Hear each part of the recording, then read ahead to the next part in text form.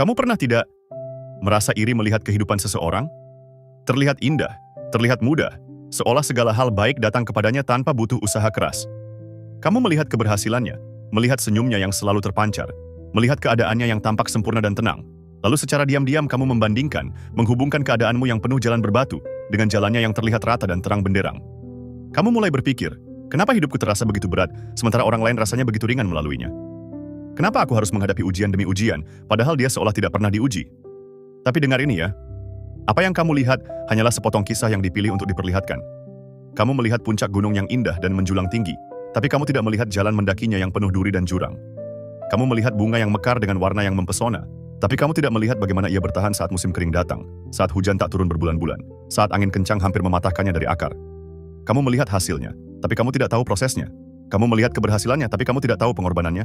Mungkin saat kamu tidur nyenyak, dia masih terjaga memikirkan jalan keluar dari masalahnya. Mungkin saat kamu tertawa bersama orang terdekat, dia sedang menyembunyikan air mata dan kesepiannya sendirian. Setiap orang membawa beban masing-masing, meskipun beban itu tidak selalu terlihat oleh mata. Hidup bukanlah perlombaan untuk terlihat lebih baik dari orang lain. Hidup adalah perjalanan untuk menjadi lebih baik dari dirimu yang kemarin. Tidak perlu menempuh jalan yang sama dengan orang lain, karena takdirmu tidak sama dengan takdirnya.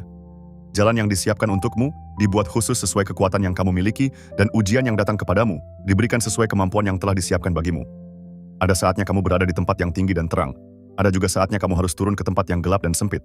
Keduanya memiliki makna dan tujuannya masing-masing. Di tempat yang terang, kamu belajar bersyukur dan membagi kebaikan. Di tempat yang gelap, kamu belajar tabah, mengenal diri sendiri, dan menemukan kekuatan yang selama ini tidak kamu sadari ada di dalam hatimu. Jangan pernah merasa tertinggal hanya karena langkahmu tidak secepat orang lain. Kamu tidak terlambat, dan kamu juga tidak mendahului.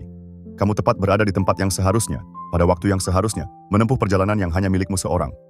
Seperti sungai yang mengalir menuju lautan, ada yang mengalir deras dan cepat, ada yang berkelok-kelok dan berjalan pelan, ada yang terhalang batu dan bebatuan, namun pada akhirnya, semua akan sampai ke tempat tujuannya masing-masing.